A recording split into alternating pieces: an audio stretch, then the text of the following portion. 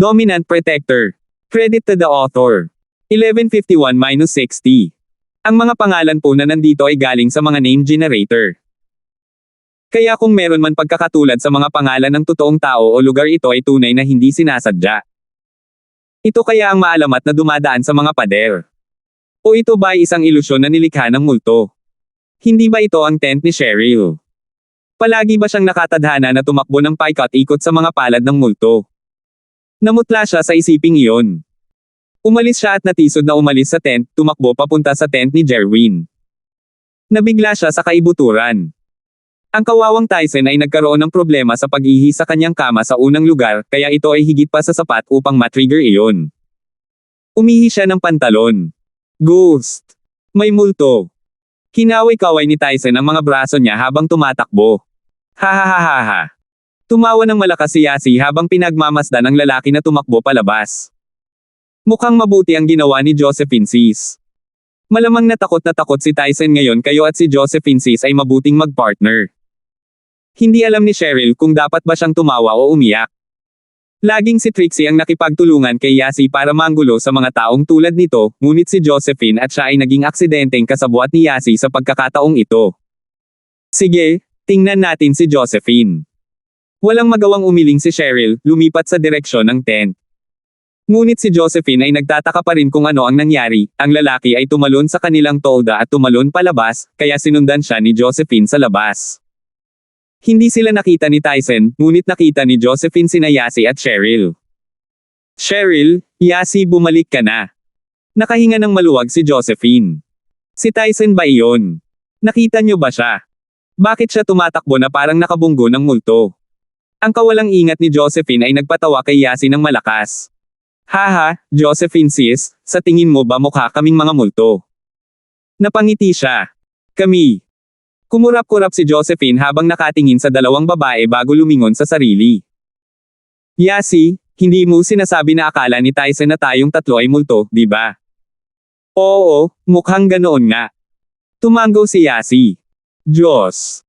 Tinampol ni Josephine ang kanyang noo. Bakit ang tanga niya? Hehe, hindi ko alam. Pero salamat sa pakikipagtulungan sa akin, Josephine Sis. Sabi ni Yasi. Nakaramdam ng kaunting kawalan si Josephine. Hindi siya ang tipo ng babae na mahilig manggulo ng ganito, at hindi niya personality ang makikipagkulitin sa mga tao sa lahat ng oras na ginagawa ni Yasi. Hindi niya ito libangan, ngunit hindi niya sinasadyang natulungan siya ngayon. Walang pakialam si Josephine, bagaman pinalalim nito ang kanilang pagsasama, at ito ay isang magandang bagay. Defensive type siya in the first place, kaya wala siyang masyadong kaibigan, maliban kina Willa at Joreline. Ang bahaging ito niya ay medyo katulad ng Miss. At kaya, nagkakasundo sina Josephine, Cheryl, at Yasi. Inaasahan niya na ang kanilang relasyon ay magpapatuloy dahil ito ay isang bihirang pagkakaibigan. Mahirap humanap ng mga kaibigan na walang pakialam sa mga benepisyo at lahat ng iyon sa sandaling pumasok sila sa lipunan, pagkatapos ng lahat. Sa sandaling iyon, hindi na kinaya ni Jerwin. Hinihintay niya si Tyson na takutin si Cheryl bilang multo para siya ang maging bida. Ang kanyang plano ay perpekto. Sina Terence at Trixie ay nagkakaroon ng mainit na oras, kaya wala siyang oras upang harapin si Cheryl.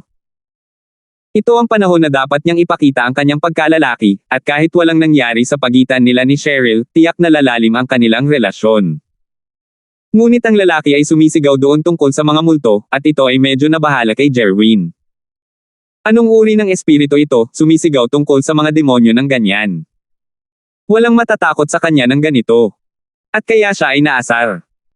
Lumabas siya ng tent, tumakbo papunta sa tent ni Cheryl Azar na sinisira ng Tyson ang lahat. Ngunit, hindi siya nakalabas ng ilang hakbang bago siya sinisingil ni Tyson sa isang nakakatakot na bilis, na humahampas sa kanya bago siya makapag-react. Isang bro, mga multo. May multo na nag-teleport sa labas. Niyakap ni Tyson si Jerwin, hindi binibitawan na para bang nakakita siya ng bayani na magliligtas sa kanya. Anong ginagawa mo? Sinasakal mo ako. Galit na galit si Jerwin habang sinusubukang itulak palayo si Tyson. Dumating sina Magyar, Yasi, at Josephine matapos marinig ang kaguluhan, at gayon din sina Terence at Trixie. Palabas na ng tent ang dalawa. Isang bro, may mga multo dito, may mga multo dito. Let's get the hell away. Sumisigaw pa rin si Tyson. Mga multo. Anong multo? Sinabi ko sa iyong multo ka. Ano ba yung sinisigawan mo na parang tanga? Asar na sabi ni Jerwin. Ginagawa ko yon, pero naasar ako sa mga totoong multo. May nakasalubong akong multo sa daan, puti ang mukha na may puting damit, nakalabas ang dila. Isa talagang multo. Nakakatakot. Sabi ni Tyson. Nag-teleport pa nga, nasa likod ko, tapos sumulpat sa harap ko. Nakakatakot. Ano bang pinagsasabi mo? Walang multo. Lalong naasar si Jane Wen sa kalokohang ito.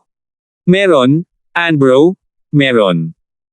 Tumakbo ako mula doon, tama, kaya pumasok ako sa tent ni Cheryl, sa pag-iisip na ayos lang kung pagtawanan nila ako, kailangan ko lang mabuhay. At kaya tumakbo ako papunta sa tent ni Cheryl, pero may multo sa loob. Patuloy ni Tyson, sa loob ng kanyang tent ay isang multo, nakaupo doon. Siya ay nasa tent, at naaalala kong malinaw na nasa likod ko siya nang tumakbo ako. Isa itong multo. Takot na takot ako. Nang matapos magsalita si Tyson, isang alon ng tawa ang dumating. Ito ay mula kay Yasi at Trixie. 11:52. Hindi rin napigilan ni Cheryl at Josephine ang kanilang sarili na matawa. Mas malambot sila kaysa kina Yasi at Trixie. Ha ha ha ha. Tulala ka talaga, Tyson. Tumawa si Yasi sabay turo sa kanya. Woo, dumarating ang mga multo. Ha ha ha. Hindi akalain ni Jerwin na lalabas ang lahat ng ganito, ngunit sa malapitang pagmasdan hindi ba't ang tatlong ito ay parang mga multo mismo. Sila kaya ang mga multong sinasabi ni Tyson. Nakasuot ng puting damit at face mask ang tatlo, mukhang multo talaga sila, at kung hindi narinig ni Jerwin ang boses ni Yasi, malamang mabigla rin siya. Ngunit hindi siya magugulat sa kalunos-lunos na kalagayan ni Tyson. Naasar na talaga si Jerwin ngayon, may kakulaitan siyang tagasunod na akala ng tatlong babae ay mga multo. Idilat mo ang iyong mga mata para sa akin at tingnan nasaan ang mga multo. Ito ay sina Cheryl, Yasi, at Josephine. Nasaan ang multo? Nasaan ang multo? Saway ni Jerwin. Napakurap si Tyson at itinaas ang ulo, nakatingin sa tatlong babae. Isang bro, di ba multo? Tatlo na ang multo. Sabi ni Tyson. Tatlong multo, puwetem ko. Ito ay sina Cheryl, Josephine, at Yasi. Kumunat ang noo ni Jerwin. Ako.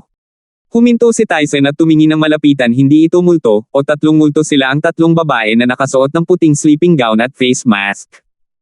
Woo, multo ako. Inilabas ni Yasi ang kanyang dila. Foo. Nakahinga ng maluwag si Tyson, binitawan si Jerwin, bumaba mula sa kanya. Haha, kayo pala. Binibiro ko lang kayong lahat. Kung hindi, medyo boring ang gabi, di ba? Ay, syempre. Napangiti si Yasi habang nakatingin kay Tyson, malinaw na nakatingin sa kanya. Tyson, ano itong bagay na dinala mo sa katawan ko? Bakit basa ito? Anong amoy ito? Ay! Hindi ka naman umihi ng pantalon mo, no? Biglang tumawag si Jerwin, tumatalon habang tumutulo ang tubig sa kanyang katawan. Holy moly! Tyson bro, naiihi ka pa rin sa iyong kama sa ganitong edad.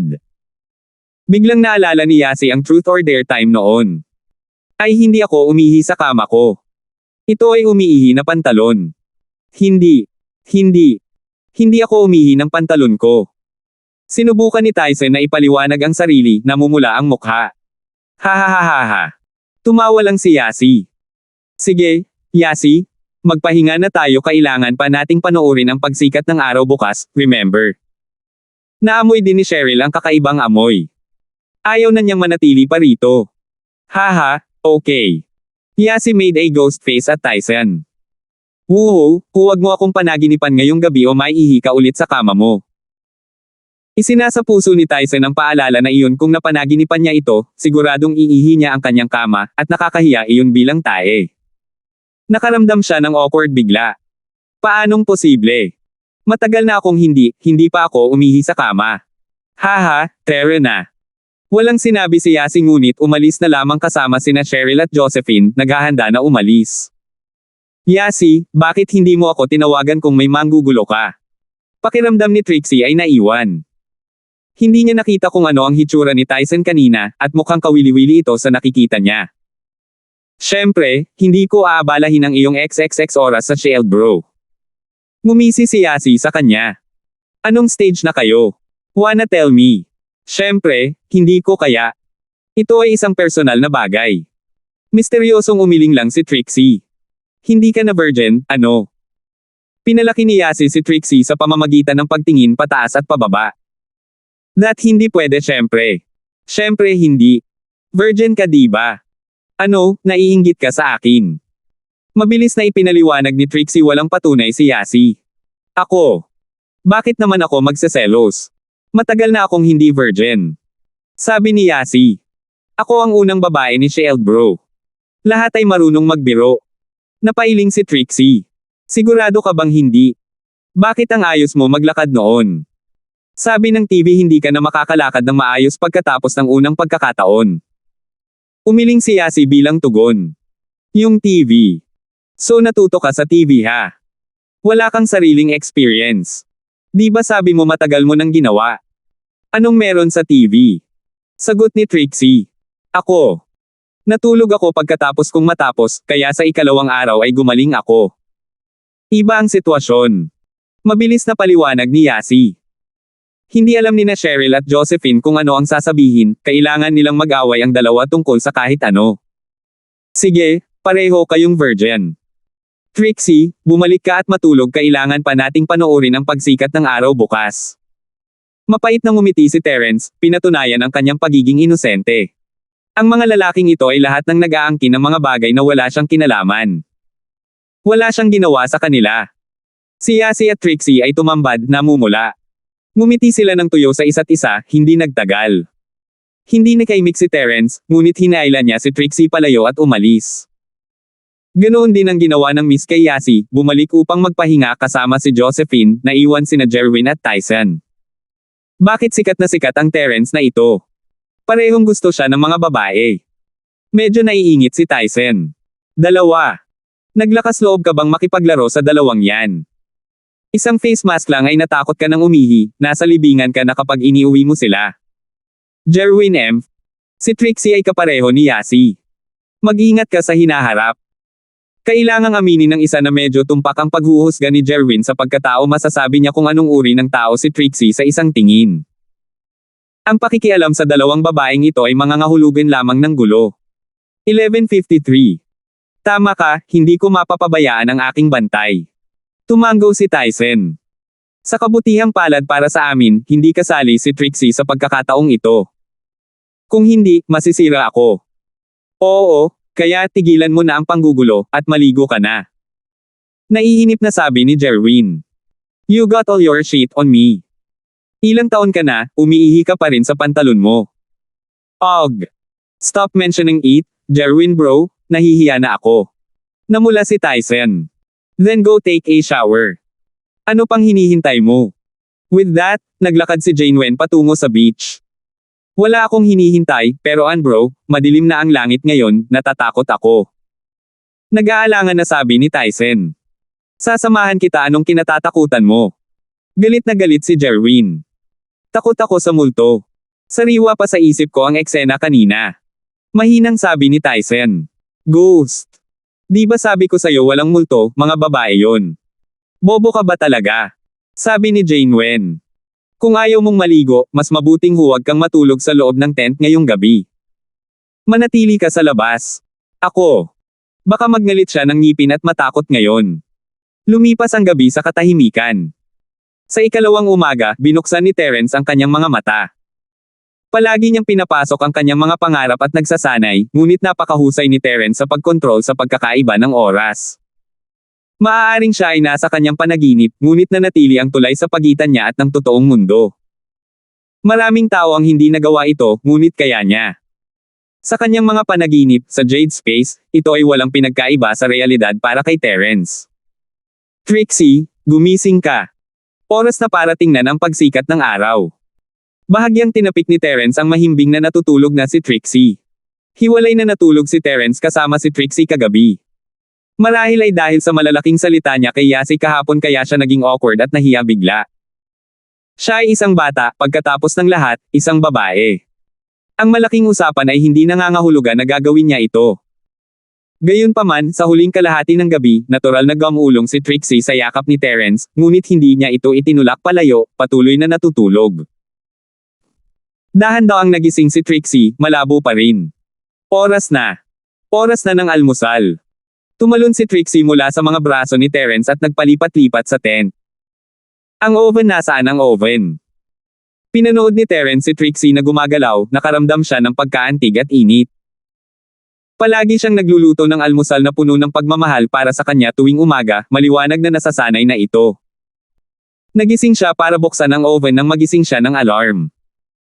Isang bihirang bagay para sa kanila ang lumabas at maglaro ng ganito minsan at magpahinga, ngunit itinuring pa rin ito ni Trixie bilang kanyang bahay. Trixie, nasa beach tayo. Niyakap siya ni Terence, ito ang unang pagkakataon na niyakap niya ito ayon sa sarili niyang kalooban. Sa puso niya, nag-iwan na ng malalim na marka ang babaeng ito. Ah! Pinunasan ni Trixie ang kanyang pagod na mga mata na pagtanto kung ano ang nangyayari. Medyo napahiya siya, akala ko bahay ko ito. Hindi mo na kailangang gumising ng maaga para gawin ang mga breakfast box na iyon. Magpahinga ka ng kaunti. Nasasaktan ako kapag nakikita kitang ganito. Malinaw na sabi ni Terence habang nakatingin kay Trixie. Ah! Nagulat si Terence sa kanya. Hindi siya tumugon sa oras. Sa kanyang pananaw, maaaring magustuhan siya ni Terence, ngunit ang pagiging kasama niya ay higit pa sa sugal na natalo ni Josephine. Ngunit ngayon, nakita niya na ang mga mata ni Terence ay puno ng pagmamahal-mahal siya ni Terence.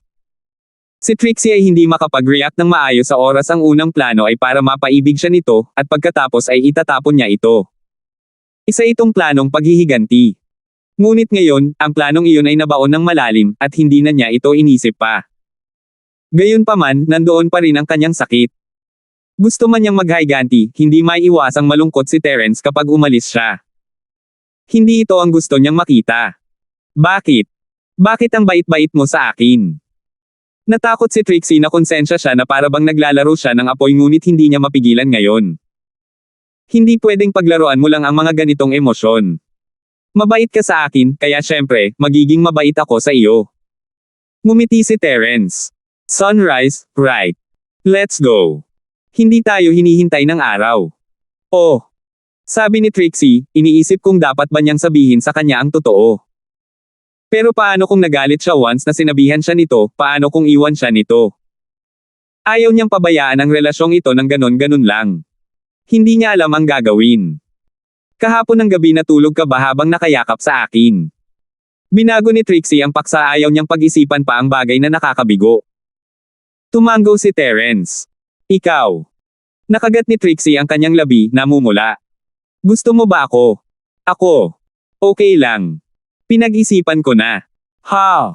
Napakurap si Terence. Gusto kong maging babae ka. Sabi ni Trixie, hindi na nagpapigil pa.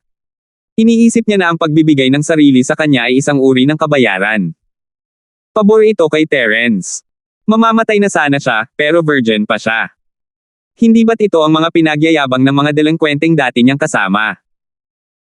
Palagi silang nag-aaway sa isa't isa, pinagkukumpere kung gaano karaming mga birhen ang mayroon sila sa ilalim ng kanilang sinturon, kung gaano karaming mga babae ang sinubukan nila. Naantig si Terence, ngunit nanatili siyang kalmado. Mamaya na natin pag-usapan yan. Tingnan muna natin ang pagsikat ng araw. Malapit na itong sumisikat. Okay.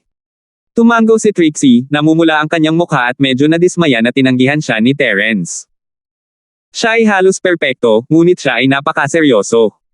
Ngunit hindi alam ni Trixie kung ano ang iniisip ni Terence. Kaya lang, walang dahilan si Terence para isipin ang ganoong bagay. Ang buhay ni Trixie ay nagtatapos. Siyempre, hindi magiging okupado ang isip niya doon. Ang pangunahing bagay ngayon ay subukan at iligtas ang buhay ni Trixie, kung hindi, si Terence ay magdadala ng panghihinayang sa nalalabing bahagi ng kanyang buhay. 11:54. Sa paglabas ng tent kasama si Trixie, isang malakas na alon ng simoy ng dagat ang dumaloy sa kanilang mga butas ng ilong. Pinasariwan nito ang mga ito. Tumingin si Terence sa tent ni Cheryl. Ang mga bagay ay tila medyo tahimik doon, at si Terence ay hindi pumunta at inistorbo sila. Pumunta siya sa dagat kasama si Trixie na mag-isa, nakaupo sa buhangin. Napakadilim, sabi ni Trixie habang nakayakap kay Terence. Palaging madilim bago madaling araw, ngumiti si Terence habang mahigpit niyang hinawakan ang katawan ni Trixie, nilalamig ka. Ayos lang, medyo nilalamig ako, pero ang yakap mo nagpapainit sa akin. Ngumiti ng matamis si Trixie. Terence, honey, tingnan mo. May mga bituin pa nga sa langit. Oo. Tumango si Terence, inaalala ang panahon kung saan siya ay nasa ilang maliit na bansa sa Europa, naaalala ang gabing iyon kasama si Carla. That time, malapit na ang bukang liwayway. Ipinaalala sa kanya ng mga bituin sa langit noon ang sitwasyon ngayon. Kaya lang nagbago na siya. Ang mga bituin ay ang parehong mga bituin, ngunit ang taong nasa tabi niya ngayon ay si Trixie. Ang Terence noon ay ganap na nawala sa buhay, hindi sigurado kung saan siya dapat pumunta sa hinaharap, na lumilipad ng walang layunin. Hindi siya nang ahas na pumasok sa isang relasyon at lagi niyang iniiwasan ang mga bagay na ganoon. Wala siyang ipinangako kay Carla, at hindi niya naibigay ang buhay na gusto niya. Siya ay isang magandang bulaklak sa isang greenhouse, at siya ay mula sa ibang mundo. Pinili niyang tumakbo dahil doon.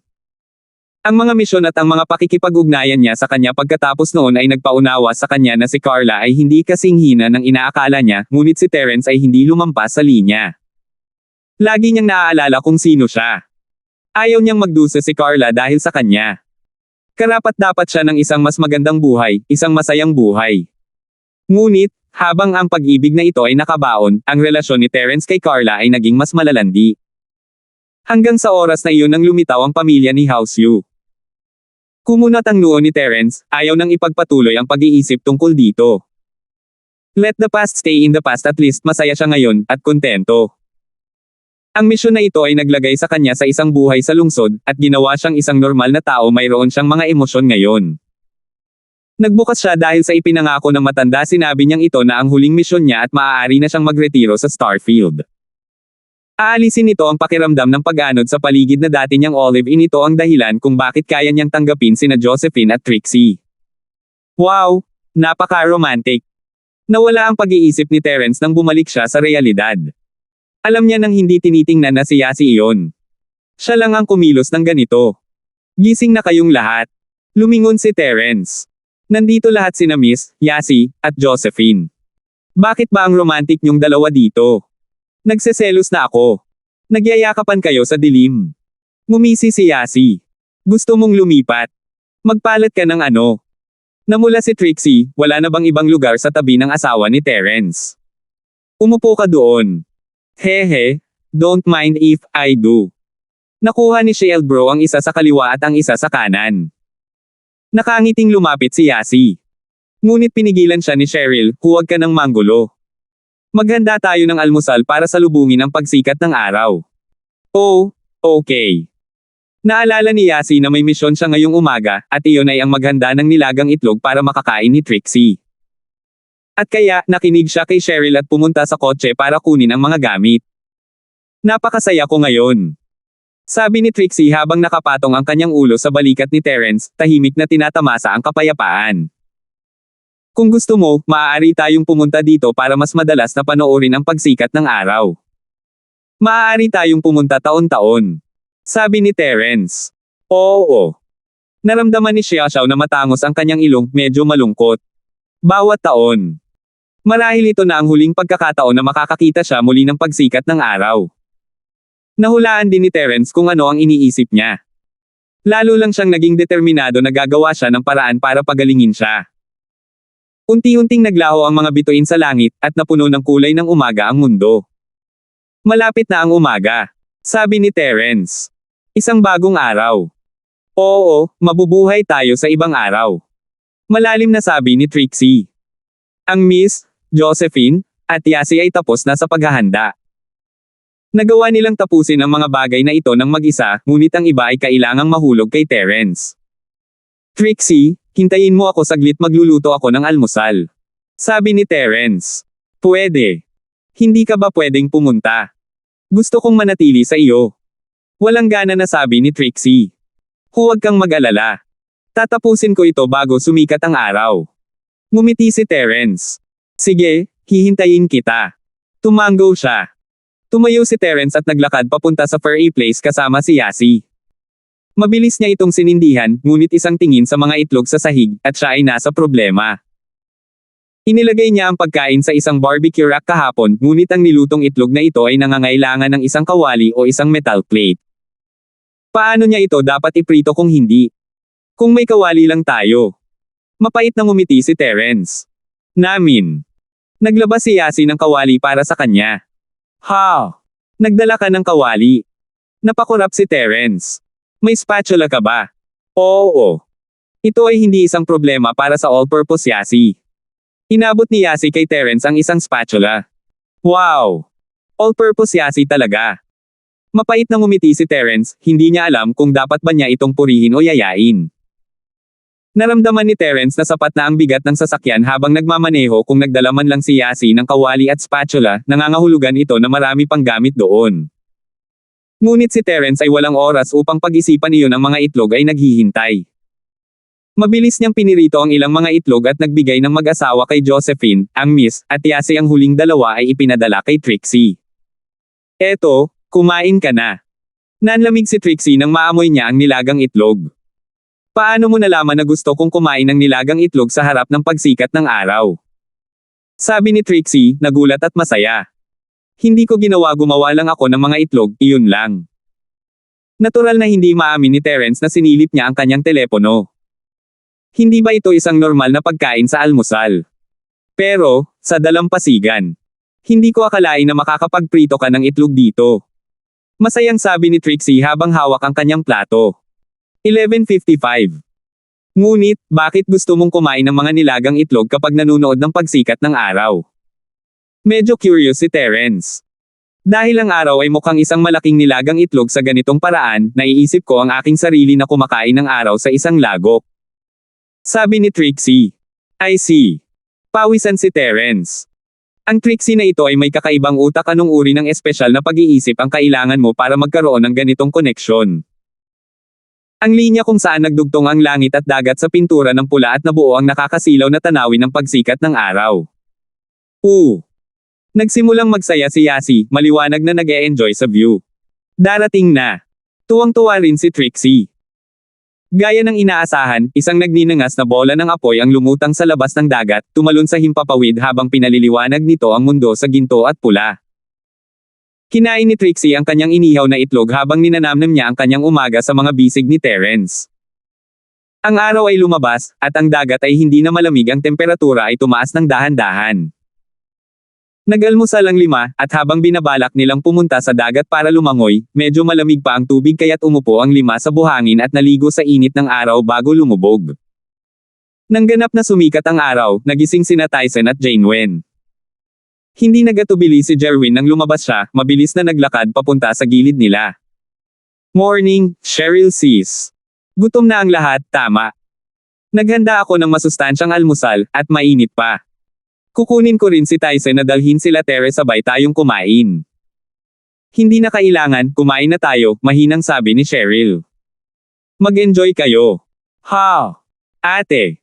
Napakurap si Jerwin ngunit napagtanto niyang may mga ginamit na pilak sa di kalayuan. Walang magawa siyang nagkibit-balikat.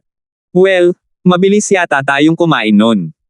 Maganda talaga ang panahon ngayon, bakit hindi tayo maglubog sa tubig? Cheryl, Yasi, naaalala mo ba noong lagi tayong pumupunta sa beach para maglaro? Siyempre, gusto ko. Nagsalita si Yasi bago pa man magawa ni Cheryl. Nakuha ng alimango ang iyong wiwi, at umiyak ka ng husto lumabas ang uhog mo. Sira na ang wiwi mo ngayon, kaya hindi ka na maaaring pakasalan ni Cheryl kung hindi ay hindi siya magkakaroon ng sex life. Ano? Hindi alam ni Jerwin kung paano magre-react dito, pero naalala niya na totoo iyon. Halos kunin ng alimango ang buong bagay mula sa kanya, at ito ay kadalasang kasalanan ni Yasi. Siya ang naglagay ng alimango doon. Wala siyang pruweba, pero napag-isip-isip niyang siya iyon. Mula noon, nagkaroon siya ng isang uri ng trauma pagdating kay Yasi. Ang babaeng ito ay nakakalason.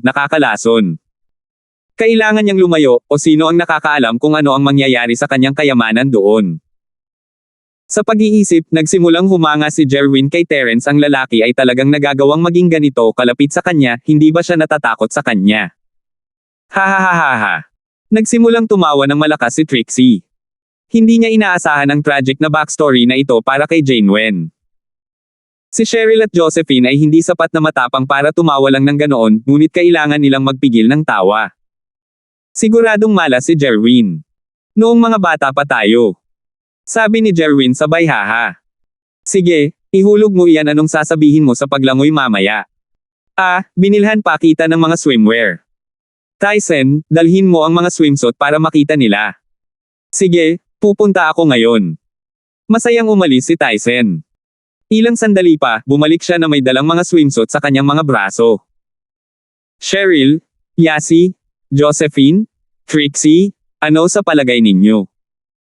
Tanong ni Jerwin habang binigay kay Cheryl. Hindi ito kinuha ni Cheryl, ngunit kinuha ni Yasi. Itinaas niya ito. Ito ang lahat ng pinakabagong international na fashion na kakuha ako ng isang tao na bumili nito sa ibang bansa, lalo na para sa iyo, pagmamalaki ni Jerwin. Ano sa lupa ang lahat ng ito? Sabi ni Cheryl, namumula habang nakatingin sa kanilang mga sex play outfit ito. Ang mga hita ay lumalabas, at ang bahagi ng dibdib ay halos hindi matatakpan. Mas gugustuhin pang mamatay ni Cheryl kaysa isuot ito sa publiko. Ang kanyang damit panlangoy ay ang nakalaan na uri na tatakpan nito ang kanyang buong katawan. Og! Hindi inaasahan ni Jerwin ang ganoong malaking reaksyon mula kay Cheryl.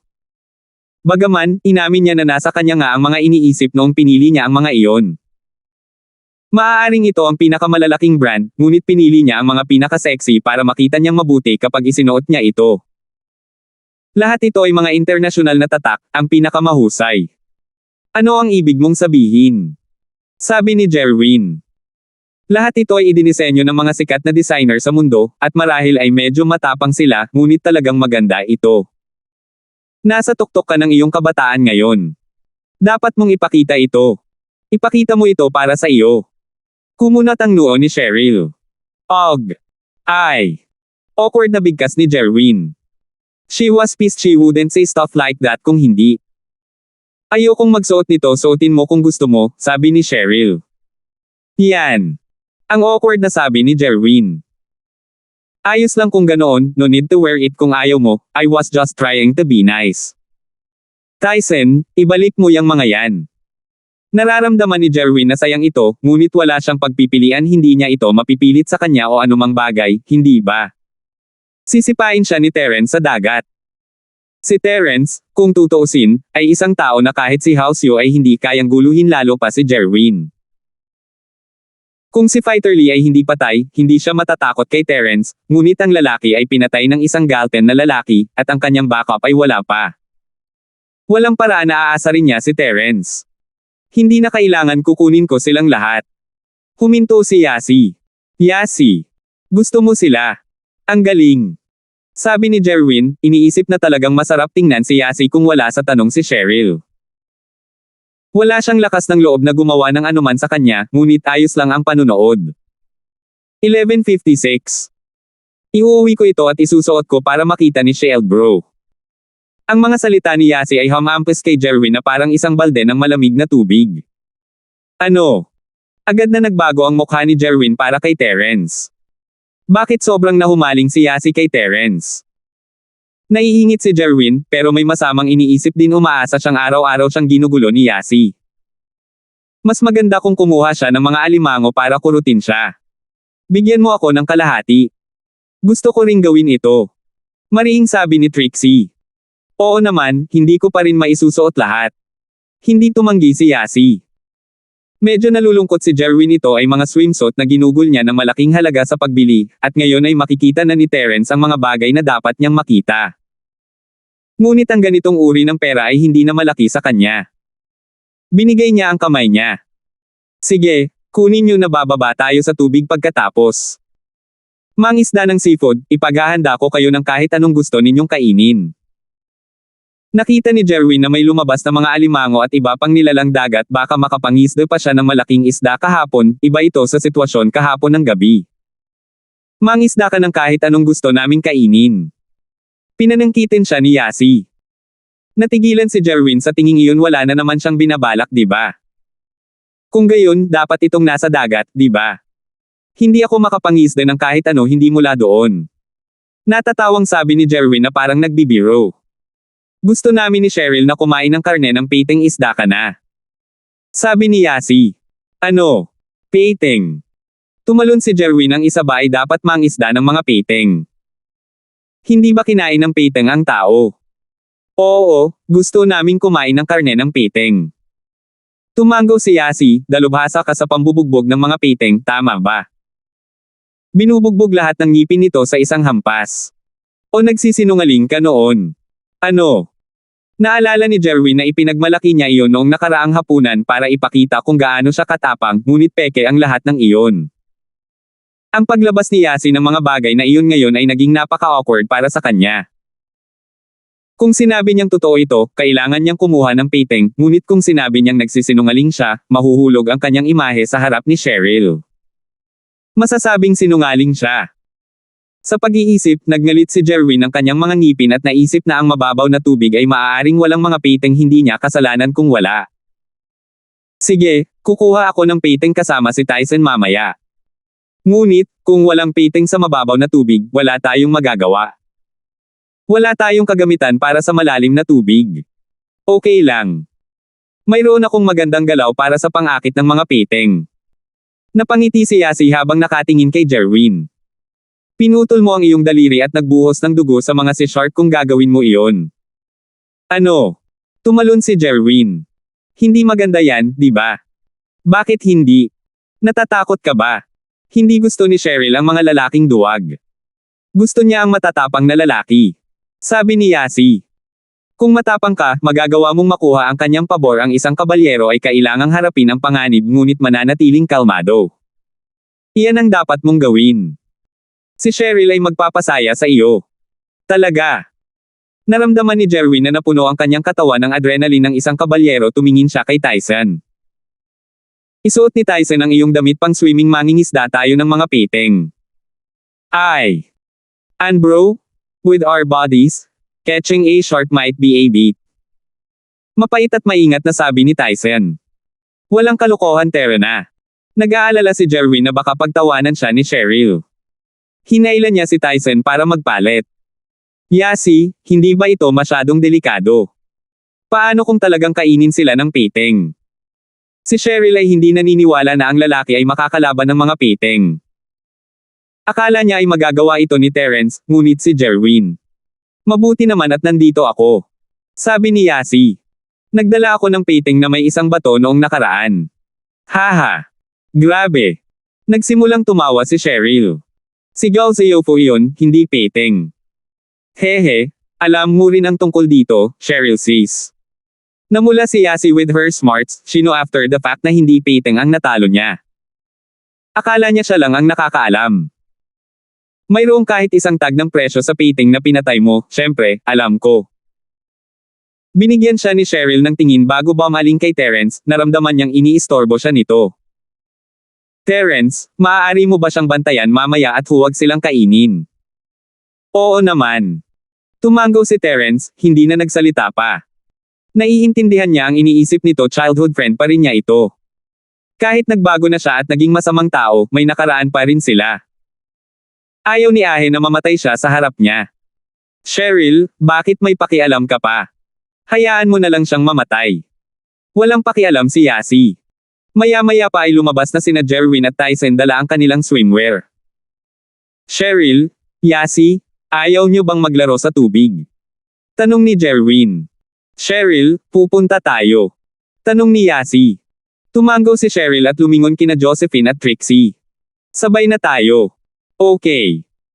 Tumango si Josephine, ito ang unang pagkakataon na pumunta siya sa dalampasigan, at napakasariwa ng lahat.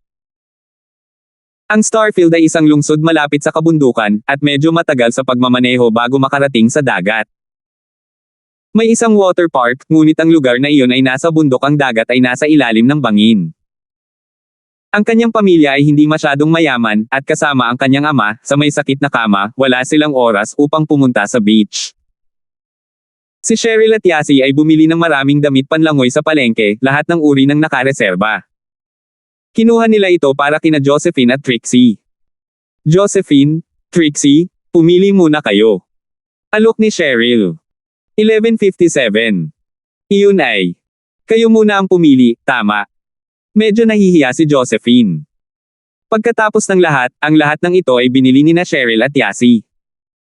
Ito ang lahat ng mga uri na gusto namin ni Yasi, at hindi kami bibili ng mga hindi namin gusto. Ano man ang hindi mo piliin ay ang aming uri din. Nakangiting paliwanag ni Cheryl. Okay, pagkatapos. Hindi iginiit ni Josephine. Siya at si Trixie ay pumili ng isa bawat isa. Ngunit, kapag nagbago, ang mga bagay ay naging awkward. Habang sila ay nagkikita na sa gabi kapag nagpapalit ng pajama, madilim, at wala silang ibang makita maliban sa kaputian. Hindi naman masyadong awkward. Ngunit ang sikat ng araw ay tumatama sa tolda na pinupuno ito ng madilim ngunit sapat na liwanag. Nakaramdam ng kaunting tensyon si Miss, at medyo tensyonado si Josephine. Pero walang pakialam si Yasi, naghubad agad siya ng sarili at naghanda para magsuot ng swimsuit. Wow! Yasi! Ang laki ng boobs mo. Tumingin si Trixie sa dibdib ni Yasi at tumalon, nagulat. Itinaas niya ang kanyang mga kamay pasulong. Hayaan mo akong hawakan sila. Ah! Sigaw ni Yasi, mabilis na tumalon. Kuripot babae. Gusto mo pang mag-3P? Hindi mo man lang ako hahayaang hawakan sila, bakit ako mag-3P sa'yo? Napailing si Trixie. Hayaan kitang hawakan sila noon, hindi ngayon. Mabilis na sinuot ni Yasi ang swimsuit. Ngayon, hahayaan ko lang silang hawakan ni Sheldon bro. Ang maliit na insidente ni na Yasi at Trixie ay nagpabawas sa tensyon sa tent, at naghubad din sina Cheryl at Yasi ng kanilang mga damit. Si Trixie, gayunpaman, ay nagsisimula ng maging awkward. Tutal, magkasamang natutulog ang tatlo sa gabi, sabay-sabay na nagbabago, medyo nagbonding sila, samantalang first time ni Trixie. Trixie, bakit ang tagal mo? Wala ka namang self-conscious kasi napakaliit ng boobs mo sa harap ko, di ba? Tumawa si Yasi. Syempre hindi. Pabigat sa iyo, at tama lang ang akin. Mabilis na naghubad si Trixie at nagsimulang magpalit. Mukhang medyo mas malaki kaysa kay Cheryl. Cheryl, kailangan mong magsikap. Bulong ni Yasi sa sarili. Yasi, sobra na. Namumula si Cheryl habang papunta sa labi ni Yasi. Swimming ako, bye-bye. Mabilis na umiwas si Yasi palabas ng tent, naiwan doon si Cheryl. Kalalabas lang din ni Terence matapos magpalit. Nakita niyang tumatakbo palabas si Yasi. Si Yasi ay walang pumipigil sa kanyang harapan ngayon, at ang kanyang dibdib ay umaalog-alog pataas pababa. Ito ang nagpabilis sa paghinga ni Terence. Ito ang karaniwang eksenang nakita mo online. Wow! Sheldon bro, napaka-muscular mo. Hindi napagtanto ni Yasi kung ano ang mali sa kanyang pagtakbo, ngunit siya ay lubos na engrossed sa abs ni Terence. Mukha ka ring mapang-akit. Sabi ni Terence na hindi malay, ngunit naramdaman niya may mali sa susunod na sandali. Hindi rin iyon inaasahan ni Yasi, ngunit napasaya siya nito. Palagi siyang ini-spoil ni Terence, ngunit hindi niya ito pinuri ng ganito dati. Sheldon bro, sa wakas na pagtanto mo na ang aking magagandang punto.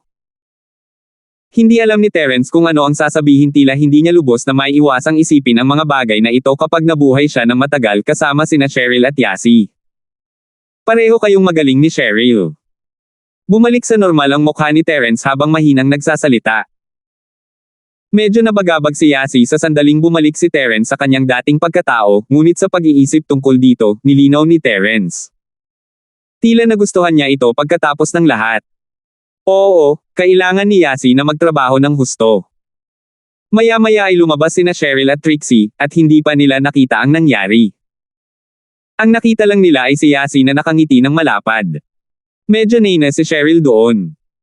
Yasi, ganoon ka ba kasaya ng maliit kong boobs? Masyado kang nakangiti. Ikaw dapat ang tinatawag na Chen Trixie. Hindi. Hindi iyon. Umiling si Yasi, napahiya. Kung gayon ano? Naguguluhang tanong ni Cheryl. Naku, wala lang. Natatawa ako kay Jerwin na manghuhuli ng piting, ang tanga. Sabi ni Yasi. Hindi makapaniwala si Cheryl sa sinabi ni Yasi, ngunit pinabayaan niya iyon. Naglalakad sina Jerwin at Tyson sa karagatan, at kumaway siya nang makita niyang lumabas si Cheryl kasama ang iba. Cheryl, bilasan mo. Nakakapresko talaga ang tubig dagat. Ang araw ay lumabas na, at ang pagtayo sa buhangin ay magiging mainit. Ang tubig naman ay hindi pa naa-absorb lahat ng sikat ng araw. Ito ang pinakamainam na oras para makapasok. Jerwin bro, bakit hindi ka nangangaso ng peteng? Tanong ni Yasi pagkatapos makapasok sa tubig. Haha, I'm planning my moves, pwede muna tayong maglaro. Kung hindi, paano tayo maglalaro kapag nakapasok na ang dugo? Sabi ni Jerwin sabay haha. Gagawin natin ito pagkatapos nating magsaya. Oh, gumagana din iyan. Sabi ni Yasi, na iniisip na may inis siya kung lumalangoy ang peteng bago pa siya magsaya. Tuparin ni Jerwin ang kanyang pangako kung ipipilit niya. Ang mababaw na tubig ay walang maraming malalaking nilalang sa dagat na dumaraan, ngunit si Terence ay nanatiling maingat habang pinagmamasdan niya ang mga galaw ng dagat, na handang humampas. Wow! May abalone sa batong ito. Tuwang-tuwang sabi ni Trixie habang nakaturo sa isang bato sa dagat. Talaga! Abalone! Lumipat ang mga mata ni Yasi sa paligid, tumatawag. Jerwin bro, may abalone dito. Halika hulihin mo, bonus na ang tanghalian. Walang problema. Walang dalawang isip na sabi ni Jerwin. Basta hindi peteng, ayos lang. Siya ay nagkaroon ng kanyang bahagi ng abalone, at ito ay isang uri lamang ng shell na nilalang ito ay hindi mapanganib sa lahat. At kaya tumakbo siya kasama si Tyson. 11:58. Nandito na. Bilisan mo at hulihin mo. Itinuro ni Yasi ang bato. Napakadali niyan. Bantayan mo ako. Naisip ni Jerwin na ito ay isang magandang pagkakataon upang ipakita ang kanyang katapangan. Sumigaw siya ng may sigasig, narito ako, munting abalone. Ngunit, masyadong walang muwang ang iniisip ni Janeway ang abalone ay dumikit mismo sa bato. Walang pinagkaiba sa pagkakadikit dito. Tanging isang taong may sapat na lakas ang makakabunot nito. Ngunit hindi yun alam ni Jerwin, tinatrato niya ito na parang kabibe. Akala niya ay may kinuha lang. Napagtanto niya na may mali, bakit ganito dumidikit ang abalone sa bato. Tyson, tulungan mo. Sabay-sabay nating bubunutin. Sabi ni Jerwin San Tyson. Sige, gawin natin. Tyson ay natatakot sa mga multo at peteng, ngunit ang isang abalone ay hindi banta sa kanya. Nagsimula silang magbunutan. Jerwin bro go. Jerwin bro go. Nanunood si Cheryl. Tuwang-tuwa si Yasi habang tahimik na naglakad kasama si Trixie, naiwan ang dalawang tulala na humihila ng abalone. Tumakbo sina Yasi at Trixie kina Cheryl at Josephine, tumatawa. Anong meron sa inyong dalawa? Curious na tanong ni Cheryl. Nandoon sina Jerwin at Tyson na humihila ng abalone gamit ang kanilang mga kamay. Sabi ni Yasi. Ang kanilang mga kamay. Napakurap si Cheryl. Kaya mo ba? Hindi mo ba kailangan ng mga espesyal na tool o isang bagay? Napanood namin ang episode na iyon sa Discovery Planeta tungkol sa mga abalans, di ba? Oo. Ang dalawang idiot na iyon ay hindi nakapanood niyan para sigurado. Akala nila ay kaya nilang hilahin ito. Sabi ni Yasi. Hayaan mo silang magsaya, hindi tayo maaabala sa ganitong paraan. Sabi ni Yasi. Umiling si Cheryl. Si Yasi ay medyo masama. Si Terence ay hindi pumasok sa tubig ngunit tahimik na nakaupo sa dalampasigan habang pinapanood niya ang mga taong naglalaro doon, inaalagaan sila. Terence honey, pwede ka nang maglaro, di ba? Nagsinungaling ka sa akin na nagsasabing hindi ka marunong lumangoy, pero sinabi ni Yasi na nailigtas mo siya noon. Sabi ni Trixie habang nakatingin kay Terence, hindi siya nasisiyahan sa pagsisinungaling niya. That time nasa beach sila ni Leandro. Ginamit ni Terence ang eksaktong dahilan na iyon kahit na gusto niyang paglaruan siya nito. Ngayon na mas malapit na siya kay Yasi, nagsimula siyang matuto ng higit pa tungkol kay Terence. Hindi ako pupunta, magsaya kayo. Umiling si Terence. Ngunit hindi ito pinabayaan ni Trixie ng ganoon kadali. Sa kanya bilang taliba, sinimulan niya ang pagwiwisik ng tubig kay Terence, habang si Yasi ay sumama dito ng napakabilis. Sumama si Josephine pagkatapos ng ilang pag-aalangan. Nahihirapan si Mi sa kanyang pagkatao, hinding-hindi siya sasama kay Yasi ng ganito, ngunit kahit si Josephine ay ginagawa ito, kaya parang ayaw niyang mapasama kung hindi niya gagawin. At kaya sinimulan na rin niya ang pagtilamsik kay Terence kahit na walang pakialam si Terence. Bahagya siyang ngumiti. Medyo mainit pa rin sa dalampasigan, iyon ay isang magandang maliit na shower. Mga kapatid, ano ang sabi mo, hinihila natin si Terence sa dagat? Sabi ni Yasi habang ginagalit ang grupo. Sige. Si Trixie ang unang sumang-ayon. Pati si Josephine ito ang unang pagkakataon na pumunta siya sa beach para maglaro. Pagkatapos ng lahat, kailangan niyang paglaruan ang kanyang puso. At kaya, lumabas siya sa tubig para hilahin siya pababa. Hindi inakala ni Terence na masusundan ni Josephine ang kabaliwan ni Yasi nang ganoon nagulat siya. Pero ayon, hinayaan niyang hilahin siya ng mga ito pababa. Sa kabilang panig, ginugol ni na Jerwin at Tyson ang kanilang oras sa paghihirap na bunutin ang abalone na ito na nagdurusa habang nakikinig sa tawanan sa kabilang panig. Bakit napakahirap bunutin ang abalone na ito? Tumutubo ba ito mula sa bato? Sino ang nakakaalam, Anbro? Ginagamit ko na ang lahat ng aking lakas, ngunit hindi ito gumagalaw. Ngumiti ng mapait si Tyson. Wala namang problema sa abalone na ito, di ba? Si Yasi ay laging nakikigulo sa mga tao. Siguro dapat tayong magpalit ng target. Naisip ni Jerwin na may katuturan iyon ang babae ay palaging nakikigulo sa mga tao, kaya sino ang nakakaalam kung ang abalone na ito ay isa na maaaring bunutin. Pinuntahan nila yung isa, pero ganun pa din, hindi ito natinag sa bato. Siguro lahat ng abalone. May mali sa kanila. Kumunat ang noo ni Janeway. Hindi naman, tama. Lahat ito ay mga ligaw na abalone. Wala siyang magagawa. Natarante si Tyson. Fine, whatever she wants to eat abalone. Tatawagan natin si Jerome para bumili. Siya na mismo ang nagsabi kahapon. Hindi kailangang bagong isda ang seafood. Sabi ni Jerwin. Totoo yan. Sumakay sina Tyson at Janeway sa pampang at sumuko, tinawag si Jerome sa halip sa tent, hiniling sa kanya na bumili ng mga abalone pati na rin ng ilang karne ng petang. Yasi, mukhang sumuko na si Janeway sa pagkuha ng abalone. Sabi ni Trixie habang nakatingin sa dalampasigan. Gulo na naman natin siya. Napakurap-kurap si Yasi habang nagsimulang magplano. Oo naman. Paano? Walang iniisip na sabi ni Trixie. Hey, well. Sinimulan ni Yasi at Trixie ang kanilang mga plano. At ilang saglit pa, lumapit sila sa kanya. Jerwin bro, halika rito, may sasabihin ako sa iyo ng sikreto. Sabi ni Yasi kay Jerwin. Oh, anong sikreto? Hindi nang ahas si Jawe na maging masyadong mabagal na ramdaman niyang hindi magiging maganda ang sikretong ito sa simula pa lang, ngunit lumapit pa rin siya.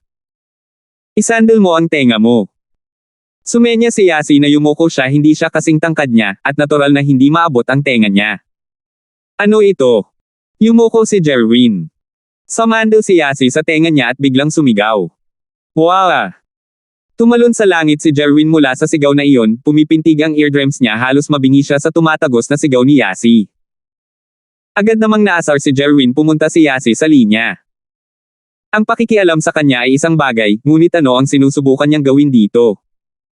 Sabi ko, Lil sis Yasi hindi ka na bata, bakit ka pa naglalaro ng mga kalokohan na ito? This is a kindergarten level joke, and you almost made me bingi. Tumahol si Jerwin habang nakahawak sa kanyang tenga. 11:59. Hindi, Jerwin bro. Gusto ko talagang sabihin sa iyo ang isang sikreto. Sabi ni Yasi, na parang nakaramdam ng mali. Talaga? Ano iyon? Kumunat ang noo ni Johnson. Isang bro, may problema. Tumakbo si Tyson na humihingal. Sandali lang si Lil sis Yasi ay nagsasabi sa akin ng isang sikreto. Tutulungan kita mamaya. Sabi ni Jerwin sabay wave ng kamay kay Tyson. Jerwin bro, actually, si Trixie ay nagpaplanong maglagay ng alimango sa iyong pantalon. Sabi ni Yasi. Then just tell me bakit ka sumigaw. Gusto mo akong bingiin o ano? Tiningnan siya ni Jerwin nang walang magawa. Hindi, dahil nilagay na ni Trixie sa pantalon mo. Kaya napasigaw ako. Nahihiyang sabi ni Yasi. Ano? Tumalon si Jerwin, hinawakan ang kanyang dalawang kamay upang bantayan ang kanyang pandiya habang tumutulo ang malamig na pawis. Inipit nito ang mga bola ko, gaa. Oh, Jerwin bro, sinabi ko sa iyo ang sikreto, kaya bye-bye. Enjoy your ball pain. Sabi ni Yasi at tumalikod. Hinawakan ni Johnson ang kanyang pandiya habang tumatalon siya sa buhangin, ngunit hindi na lang niya maubad ang kanyang pantalon sa publiko nagmamadali siyang bumalik sa loob ng kanyang tolda. Agad niya itong hinubad, at isang maliit na alimango ang kumukurot sa kanyang mga bola. Tyson, bilasan mo. Wala akong lakas. Walang magawang sabi ni Jerwin. Munting alimango, bumaba ka. Hindi masaya doon. Napayuko si Tyson habang nakatingin sa alimango. Akala mo alimango ka. Hindi kanya maiintindihan, tanga. Tulungan mo siyang paalisin. Galit na galit si Jerwin, ang lalaking ito ay talagang nakikipag-usap sa dump crab. Hindi na nag-aksaya pa ng oras si Tyson, maingat niyang hinawakan ang alimango, hinayla ito ang nagpatulo ng luha sa mga mata ni Jerwin. Ang aking mga bola ay napupunit. Pero, hindi ito banibitawan. Hindi alam ni Tyson ang gagawin, dapat ba siyang tumigil o magpatuloy. Hindi ka ba maaaring maging mas maingat? Bunutin mo muna ang kanyang mga sipit. Sabi ni Jerwin. I'll try then. Maingat na tumango si Tyson. At kaya, isang malakas na alulong ang lumabas mula sa tent na nagmamarka sa pinagmulan ng lalaking may sakit sa bola. Si Yasi at Trixie naman ay naglakad pabalik sa grupo na parang walang nangyari. What's with Jerwin? Is he injured? Hindi alam ni Cheryl kung ano ang nangyari sa kanya. The guy was screaming really loudly. Masakit ang kanyang mga bola, sabi ni Yasi. Balls hurt.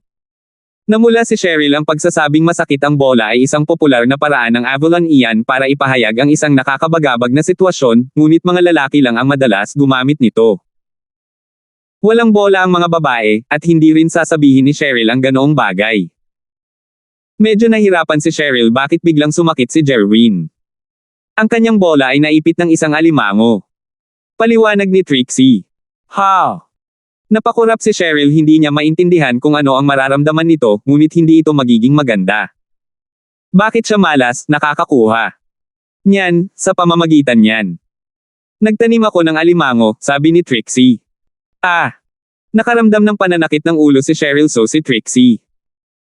Kung titignan ang mukha na suot ni Yasi, malamang na muling nagsasama-sama ang dalawang ito, siguradong malungkot si Jerwin na makilala ang dalawang demonyong hari. Hindi siya masasaktan, tama? Nag-aalalang tanong ni Cheryl. Hindi, ito ay isang maliit na alimango lamang, ang pinakamasama ay isang maliit na hiwa o isang bagay, sabi ni Yasi. Nakuha naman ni Jerwin ang crab mula sa kanya pero napunit din ang bola niya. Fuck! Damn crab! Tatapakan kita hanggang mamatay. Tinapakan ito ni Jerwin nang maalis niya ito. Ngunit ang alimango ay nasa buhangin, kaya ang alimango ay naitulak lamang sa loob, ito ay lumabas pabalik upang kurutin ang kanyang daliri. Napasigaw siya.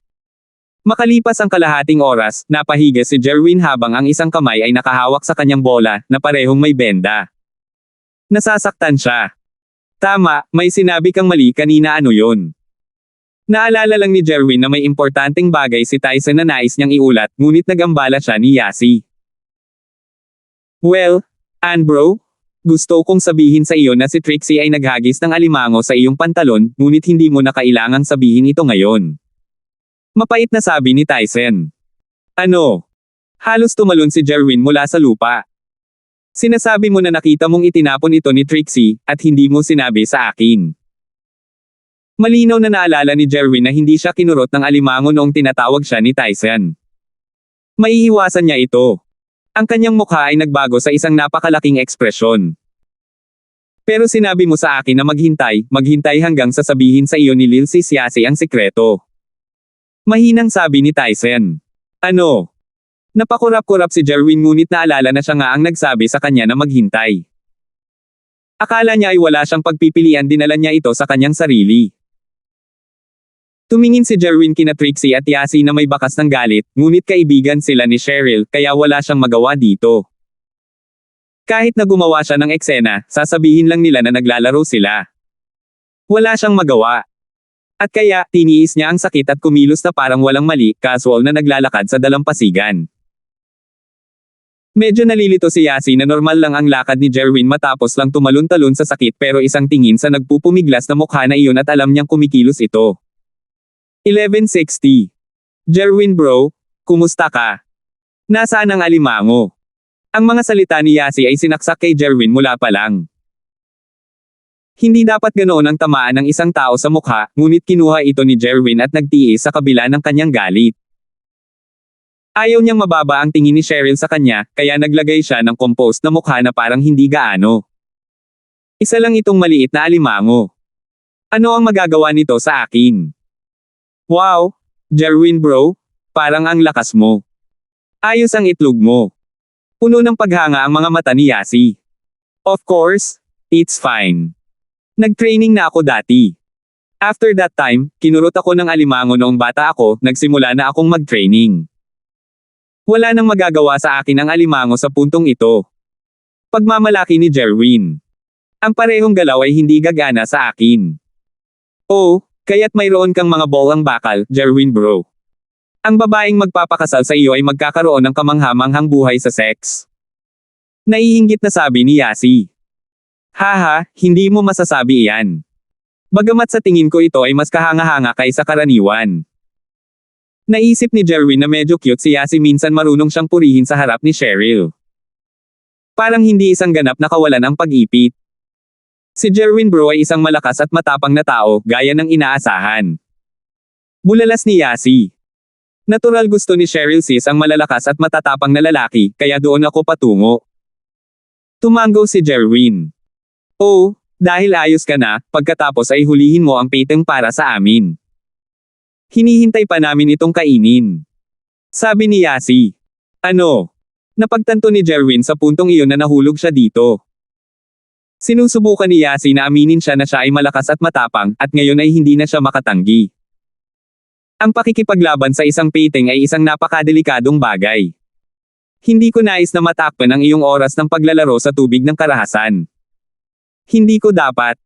May plano na si Jerwin. Kanina lang ako nakabili ng karne ng peteng at abalone sa Jerome. Dadalhin niya dito mamaya. Hindi na natin kailangan manghuli. Ay, iba iyon. Patay at nagyelo ang mga peteng sa palengke. Hindi na sariwa. Gustong kumain ni Cheryl ng sariwang peteng. Sabi ni Yasi. Dagdag pa, ang nagustuhan ni Cheryl ay ang proseso ng matapang na labanan na iyon sa pagitan ng isang mandirigma at peteng, ang pagkain nito ay pangalawa lamang. Ito ay upang tamasahin ang iyong mga bunga ng labanan. Baka ayaw ni Cheryl na kumain ng peteng na pinatay ng iba. Nakikita ko. Dahil sa sinabi ni Yasi, umakyat ang dugo sa utak niya, pero may isip pa rin siya. Hindi niya mapupuno ang tiyan ng peteng sa laki ng katawan nito, lalo pa itong labanan. Ngunit para hindi mawala ng mukha sa harap ni Cheryl, nag-alinlangan siya. Gusto ko ring gawin iyon, ngunit napakatagal na mula noong huli kong laban sa peteng. Hindi na maganda ang aking katawan. Alam mo kung paano ito. Ang isang matapang na lalaki na tulad ko ay hindi komportable pagkatapos na hindi gumawa ng matapang na bagay ng ilang sandali. Ang bagay na ito ng peteng ito ay mababaw na tubig, kaya hindi sila madalas na darating. Depende ito sa swerte. Nilinaw ito ni Jerwin. Gusto niyang labanan ang isang peteng, ngunit walang peteng dito. Tama si Jerwin. Ang mga peteng ay hindi dumating sa mababaw na tubig tulad nito. Pagkatapos, subukan natin ito magmadali at putulin ang iyong daliri upang maakit ang peteng.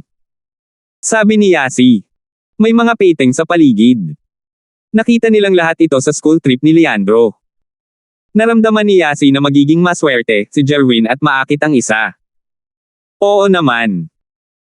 Naisip ni Jerwin na ang ilang patak lang ng dugo sa tubig ay mawawala ng napakabilis, baka hindi ito mahuli ng mga peteng.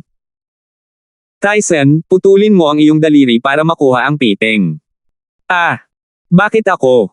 Tinuro siya ni Tyson, nahihirapan. Ano, gusto mong gawin ko? Umirap si Jerwin. Bilisan mo, huwag mong patagilan ang laban ko sa peteng. Alright. Kinagat ni Tyson ang kanyang mga ngipin at pinutol ang kanyang daliri. Ngunit si Jerwin ay gumawa ng isang maling kalkulasyon, wala siyang alam tungkol sa mga peteng. Kung hindi, hindi niya sasabihin ang mga bagay na iyon tungkol sa pagsira ng ngipin ng peteng. Kung ikaw ay maghulog ng dugo sa dagat, ang mga peteng sa loob ng isang kapat ng 1 milya ay maaamoy ito. Mas sensitibo sila sa mga amoy sa tubig, lalo na pagdating sa sariwang dugo.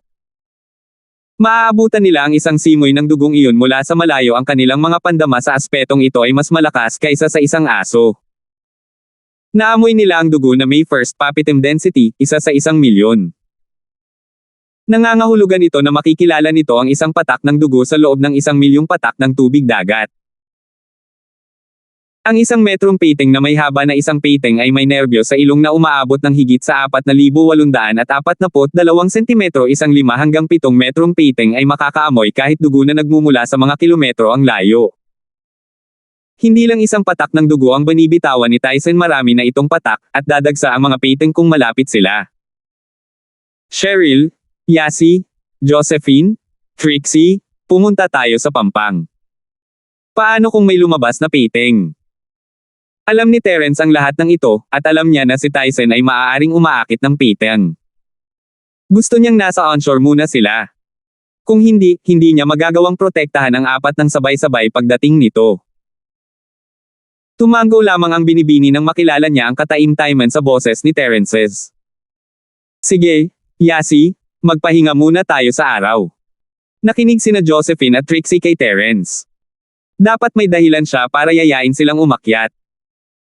Totoo yan sa isang bagay na nakakatakot gaya ng pating, ang tunay na mandirigma lang ang makakalaban nito. Medyo nalilito si Jerwin sa duwag na pag-uugali ni Terence, ngunit kung tila mas duwag siya, mas masaya si Jerwin dahil nagmukha siyang mas matapang. Bahagyang ngumiti lang si Terence, hindi na nagsalita pa. Ang lalaki ay maaaring kumilos na parang tulala sa gusto niya. Malalaman niya kung ano ang tunay na takot sa sandaling dumating ang isang pating. Oo. Hindi kami sapat na malakas para makipaglaban sa mga pating. Hindi alam ni Yasi kung ano ang ibig sabihin ni Terence, ngunit naramdaman niyang may dahilan ito, kaya nakipagtulungan siya. Salamat po at sinamahan ninyo ako, ingat lagi mga master.